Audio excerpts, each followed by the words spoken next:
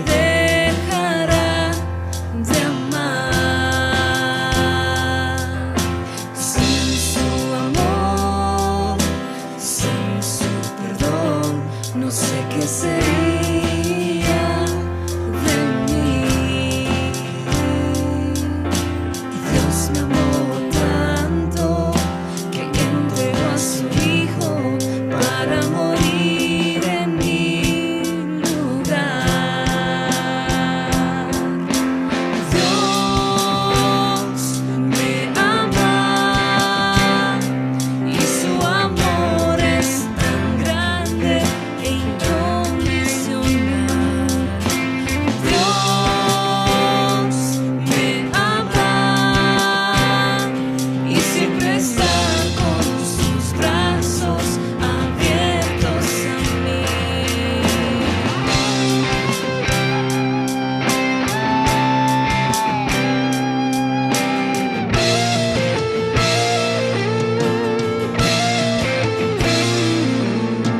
Aún siendo así, pobre pecador, Dios me ama. Siendo imperfecto, aún sin merecerlo, Dios me ama.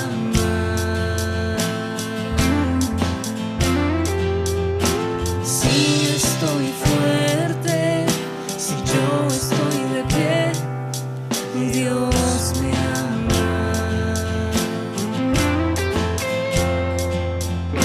Si estoy débil, si yo estoy caído, Él no me dejará de amar. Sin su amor, sin su perdón, no sé qué sería de mí. Dios me amó tanto que entregó a su Hijo para morir en mi lugar. Dios me ama y su amor es tan grande e incondicional. Dios me ama y siempre está con sus brazos abiertos a mí.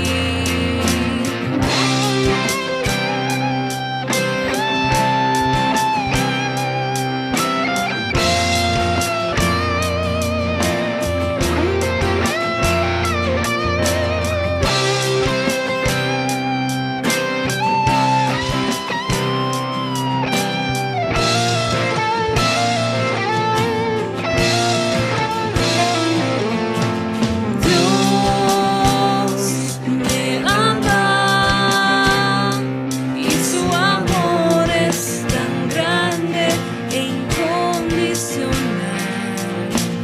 Dios me ama.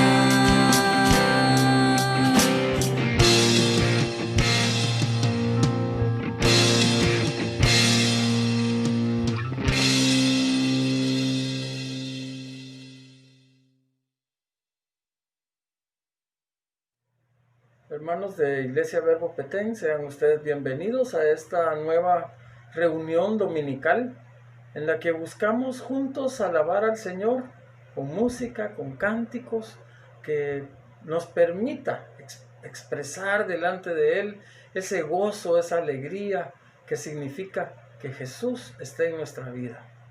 Que Jesús sea el que gobierne, que Jesús sea el Señor de nuestros actos.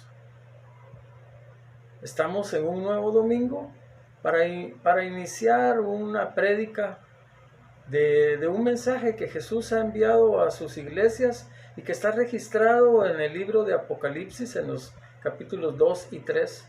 En esta ocasión estaremos viendo los versículos del capítulo 2 que van desde el 18 hasta el 29 y se refiere al mensaje de Jesús a la iglesia de Tiatira.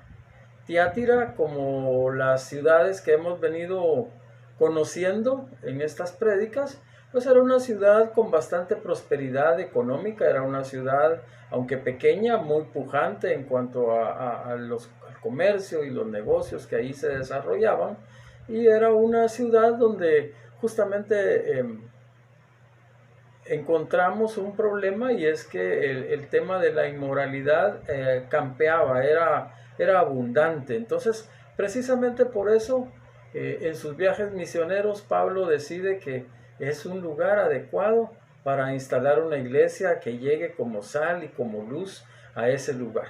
Así como Verbo Petén debe serlo en la región central de Petén donde está ubicada. En el libro de los Hechos se nos narra que Pablo conoce a una mujer de Tiatira que se dedicaba al comercio de telas y al comercio de la púrpura que servía para teñir las telas, ¿verdad?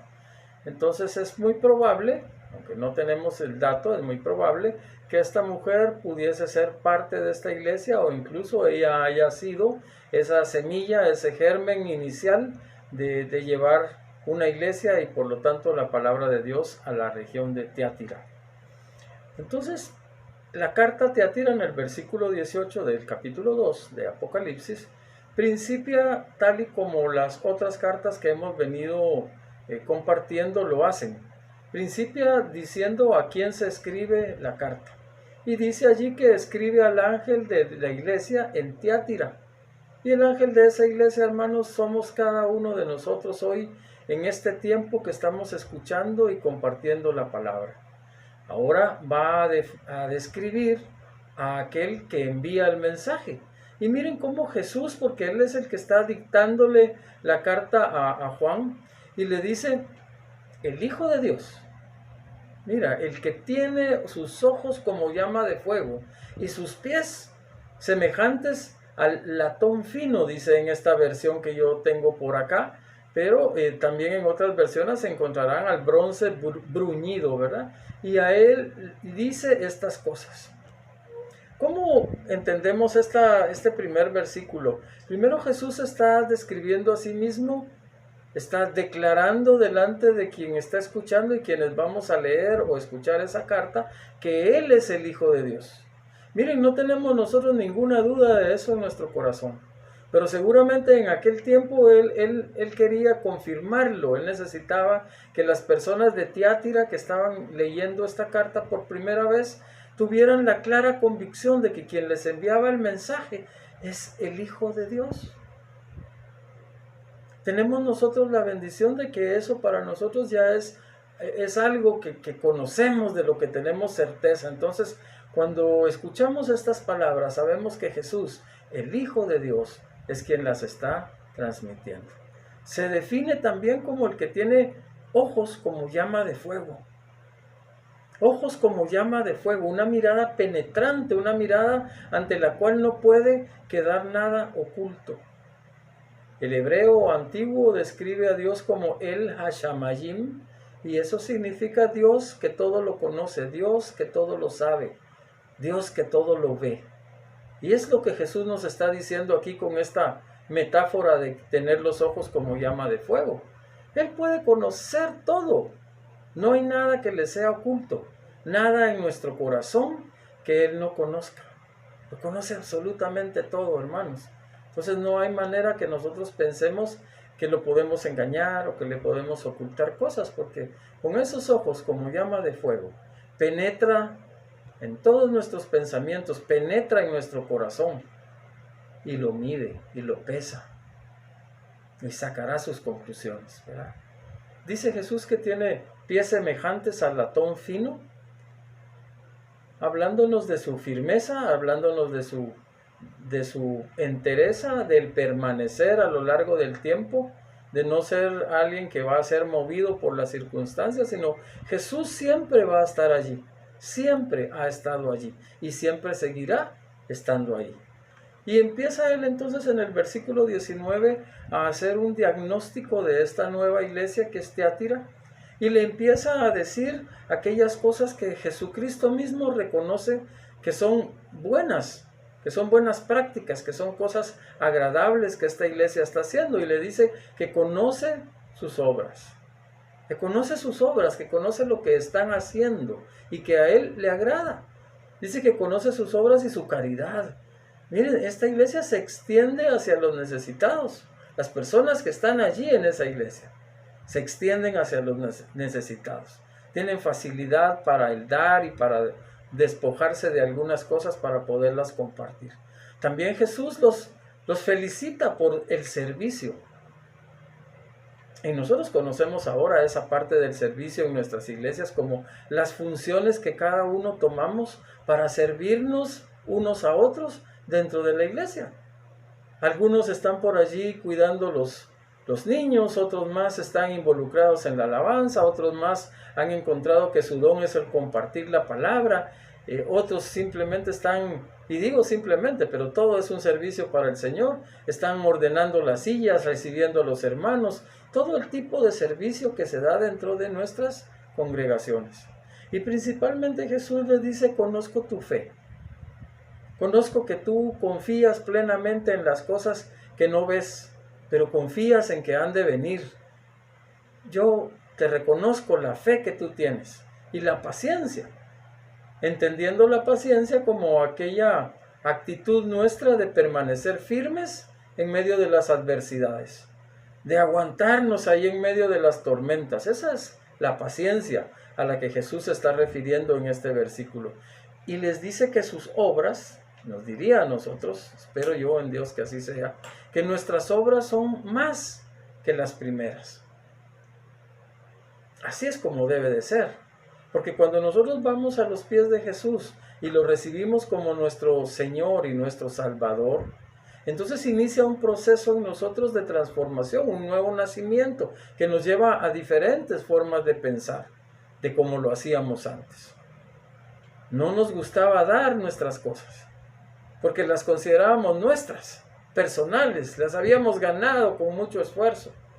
Pero ahora viene Jesús y escribe en nuestro corazón el mensaje de que es Dios quien nos provee, que es Dios quien nos prospera, que es Dios quien nos da las cosas para que nosotros las administremos. Y cuando ese pensamiento viene a nuestra mente, a nuestro corazón, entonces qué fácil es para nosotros el dar nuestros diezmos, el dar nuestras ofrendas. Qué fácil es para nosotros, qué fácil es extendernos en caridad para con otras personas a las que podemos ver en necesidad. Qué fácil es para nosotros entender ahora que debemos servir, que no debemos ser servidos, que Jesucristo dijo que en este reino de los cielos, el que quiera ser más grande, sea el que más sirve. Pero cuando nosotros entendemos todas estas cosas, entonces nuestras obras obviamente son mayores que las primeras que hicimos en los primeros días de conocer al Señor. Allí tenemos que involucrar también a la fe, una fe que crece, una fe que cada vez es más sólida, una fe que permite compartirla con otros, y una paciencia que nos hace entender lo que Jesús ya nos dijo, que en este mundo tendremos tribulación, pero luego la promesa del Señor, ¿verdad? Pero confiad, yo he vencido al mundo. Y entonces cuando vamos conociendo estos mensajes que la palabra nos transmite, nuestras obras son mejores que las primeras. En ese mismo diagnóstico o análisis que Jesús está haciendo de este grupo de hermanos y ojo, de nosotros hoy en el siglo XXI, porque la palabra escrita hace 2000 años pudiera ser una verdad pasada para estos hermanos, pero es una verdad en el presente para nosotros. No es un libro de historia, es un libro de presente, donde Jesús nos está advirtiendo de algunas cosas que nosotros tenemos que corregir y mejorar. Miren, aquí en el versículo 20, Jesús dice que tiene unas pocas cosas contra nosotros como iglesia. Y dice que permites a aquella mujer que se llama Jezabel y que se dice profetiza, enseñar y engañar a mis siervos, a fornicar y a comer cosas ofrecidas a los ídolos. Jezabel es un personaje, una mujer que a lo largo del Antiguo Testamento está identificada justamente con la inmoralidad sexual, ¿verdad? Miren, Jesús Dios estableció el matrimonio.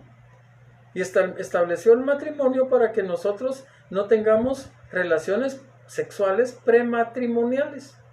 No hay relaciones de ese tipo antes del matrimonio. Así que, oído jóvenes que están por allí del otro lado de la pantalla, tienen que guardar sus cuerpos, su mente, para el día que Dios les permita casarse con ese varón amante de las cosas del Señor, con esa señorita que está dispuesta a seguirlos en los caminos de Dios. Tienen que guardarse, para que entonces en el matrimonio esto ya no sea una inmoralidad, sino una bendición que Dios nos da como pareja. Y también el matrimonio es instituido para que no tengamos relaciones extramaritales, es decir, fuera del matrimonio nada. ¿Se dan cuenta? Pero Jezabel, que se decía profetisa, dice aquí que enseñaba y engañaba a los siervos, a algunas personas de la iglesia, a hacer estas cosas que yo acabo de mencionar. Ese era el propósito de ella, engañarlos, transmitirles información que no era correcta para que hicieran esto. Y cuando se refiere a comer cosas ofrecidas a los ídolos, pues bueno, creo que a nosotros nos puede complicar un poquito más el ejemplo, porque ya no hacemos sacrificio de animales. Pero en aquel tiempo sacrificaban desde un toro, desde un cordero a una paloma, y esos animales quedaban allí en el altar. Y habían algunas personas que los retiraban, los llevaban a una carnicería, por decirlo, y ahí los vendían. Y la gente los comía y sabían que habían sido ofrecidos a los ídolos, pero igual había que aprovechar esa carne, ¿verdad? Nosotros ahora tendríamos un poquito más de dificultad para interpretar esto porque no hacemos esa acción de sacrificar ningún animalito.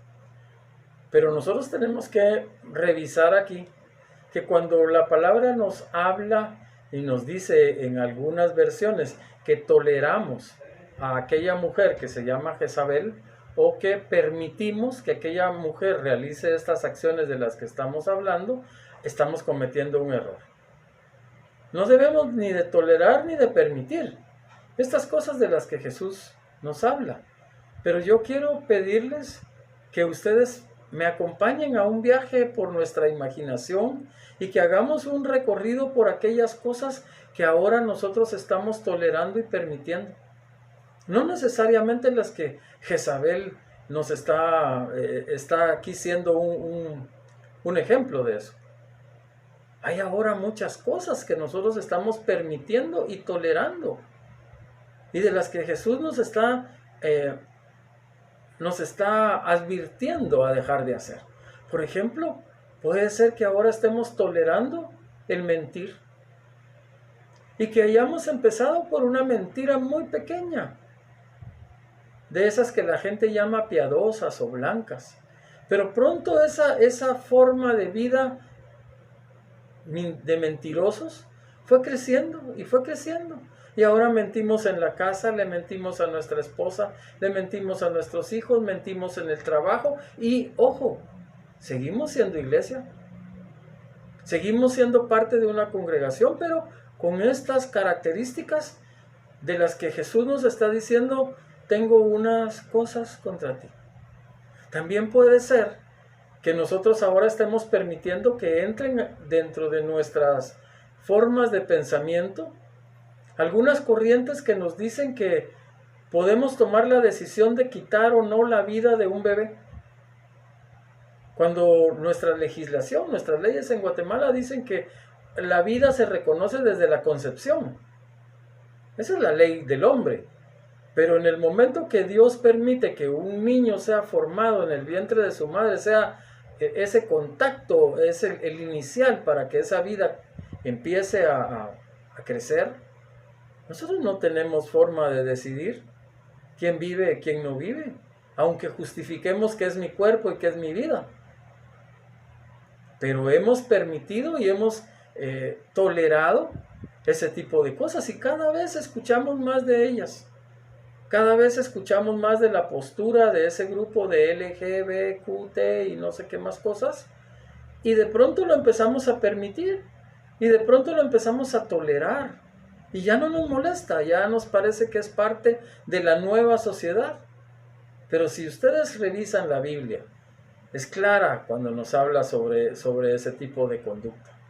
Entonces nosotros tenemos que entender, relacionado con esto, que Dios ama al pecador, lo ama profundamente, de tal forma que dio a su Hijo unigénito para que muriera por nosotros los pecadores. ¿Qué mayor muestra nos puede dar Dios de su amor por los pecadores? Pero también tenemos que entender nosotros que Dios no ama al pecado.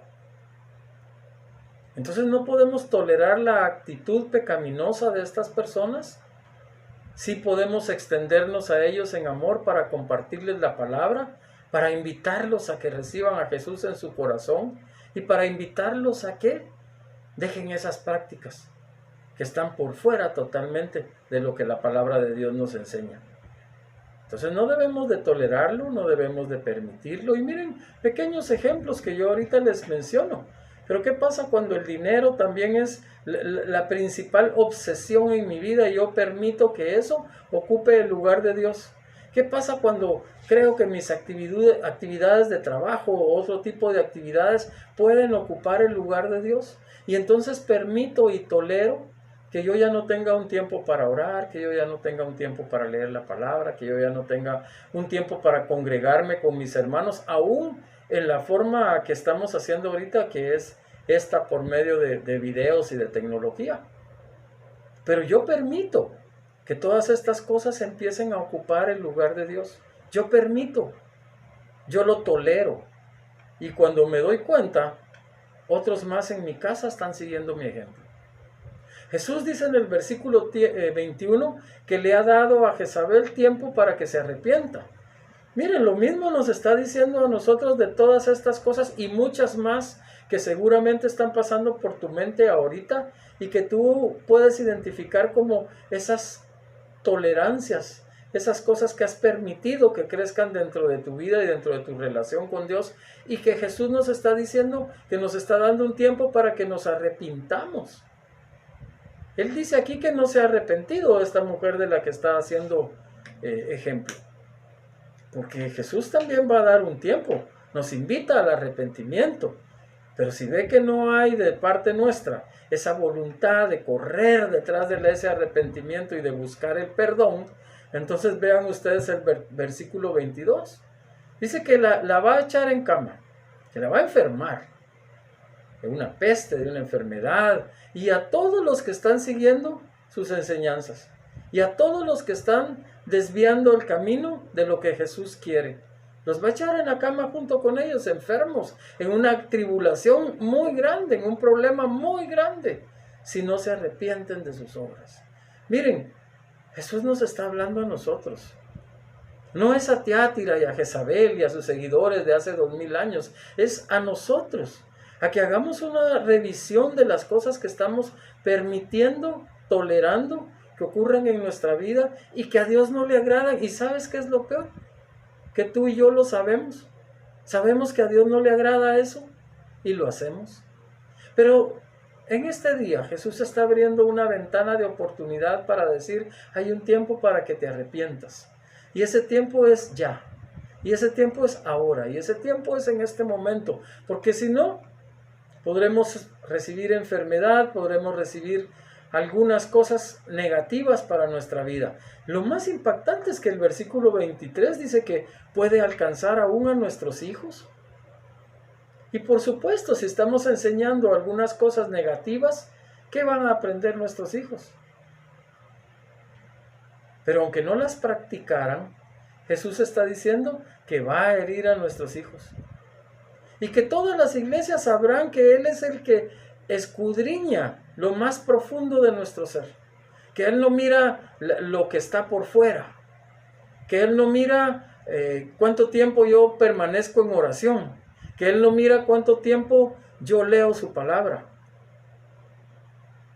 Y debo hacer esas dos cosas, pero lo más importante es cuánto de eso yo pongo en práctica.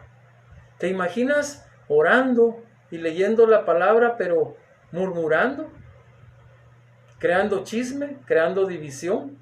Pues esa es la parte donde Jesús mide nuestro corazón y mide nuestro interior, porque lo exterior es lo que el fariseo presentaba. Dice el versículo 24, a nosotros que estamos hoy aquí escuchando este mensaje y a los demás que están en Tiatira, cualquiera que no tiene esta doctrina, los que se han apartado de seguir esas cosas y que no han conocido las profundidades de Satanás, yo no enviaré, dice Jesús, otra carga sobre ustedes.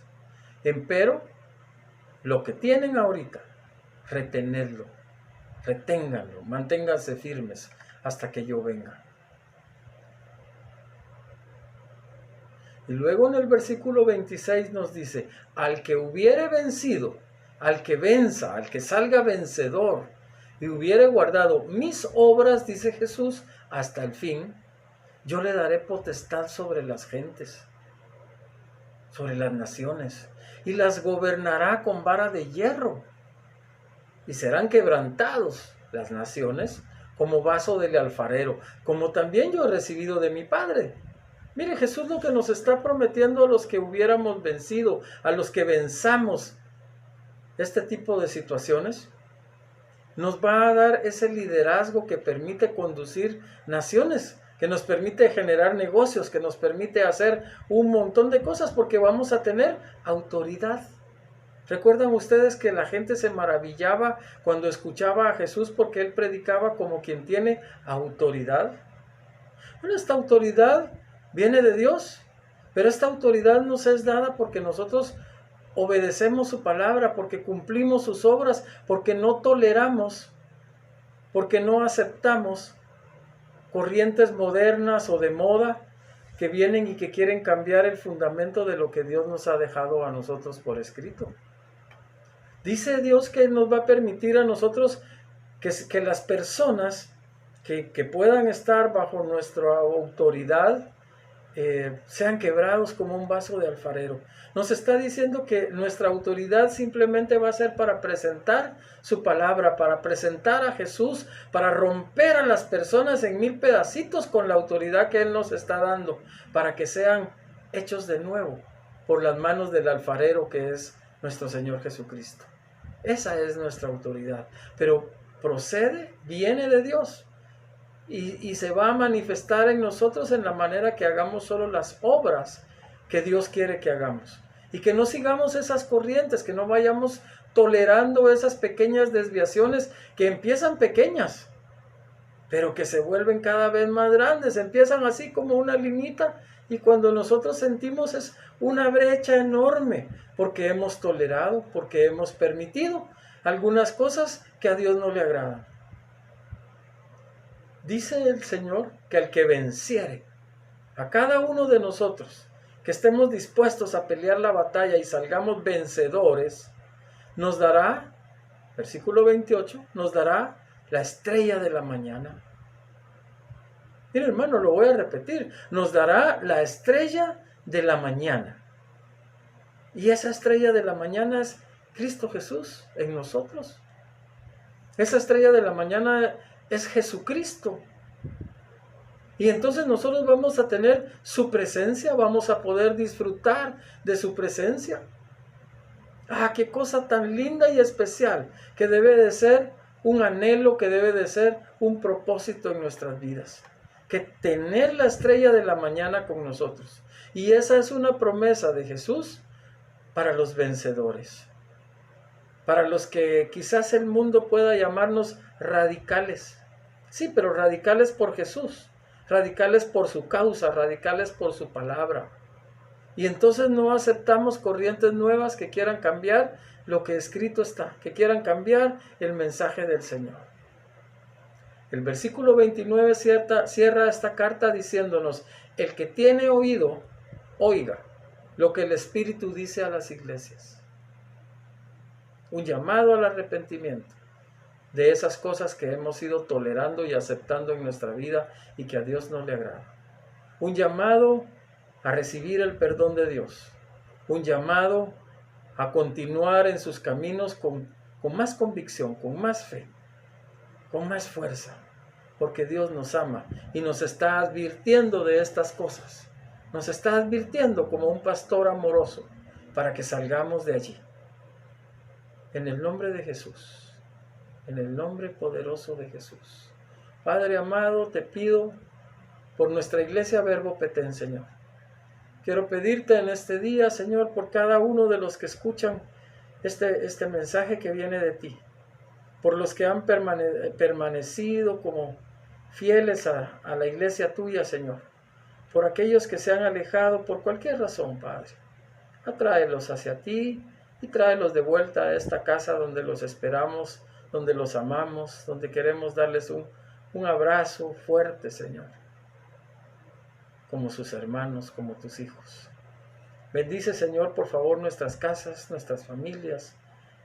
Prospera nuestra economía, Señor, y permite tú que podamos reconocerte en todos nuestros caminos, Señor. En el nombre de Jesús. Amén y amén. Que Dios les bendiga y será hasta la próxima.